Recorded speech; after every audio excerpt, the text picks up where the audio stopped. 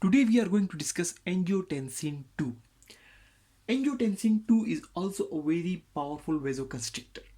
We are basically discussing the humoral control of blood flow by the tissues, and we have discussed that humoral control is basically control of blood flow by substances that are really absorbed or secreted into body fluids, which may be basically vasoconstrictor agents or vasodilator agents.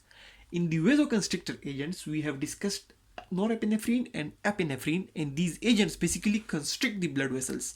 They constrict the blood vessels, they can decrease the blood flow or they can increase the peripheral resistance.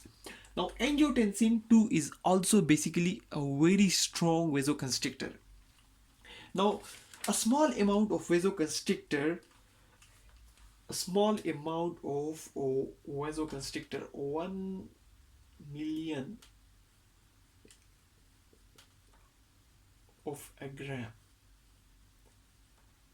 1 millionth of a gram of angiotensin 2 can increase the arterial pressure in the human body by about 50 mm of mercury. It shows how much strong vasoconstrictor angiotensin 2 is. Now, the main actions of the angiotensin 2 include vasoconstriction, because it's a very powerful vasoconstrictor. Suppose, for example, this is a blood vessel and it is supplying blood to a tissue. It can constrict the blood vessel.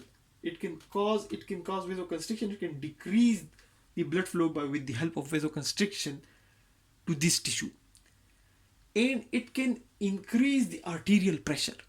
When it is secreted in the whole body and it acts on a lot of arterioles on the human in the human body, most of the arterioles get constricted, due to which the peripheral resistance increases, and the arterial pressure increases.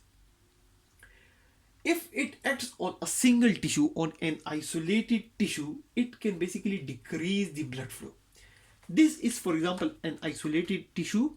If the angiotensin 2 acts here, it will cause vasoconstriction over here, and blood flow to this tissue will basically decrease.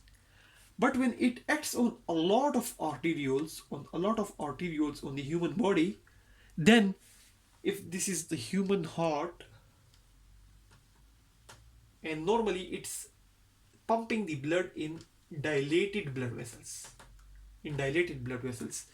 These angiotensin 2 can act here and can cause narrowing of these blood vessels, causing vasoconstriction, due to which the pressure here increases. This is known as the total peripheral resistance. So it increases the total peripheral resistance, due to which the arterial pressure increases, and this action is due to its vasoconstrictor action. So angiotensin 2 basically is a powerful vasoconstrictor.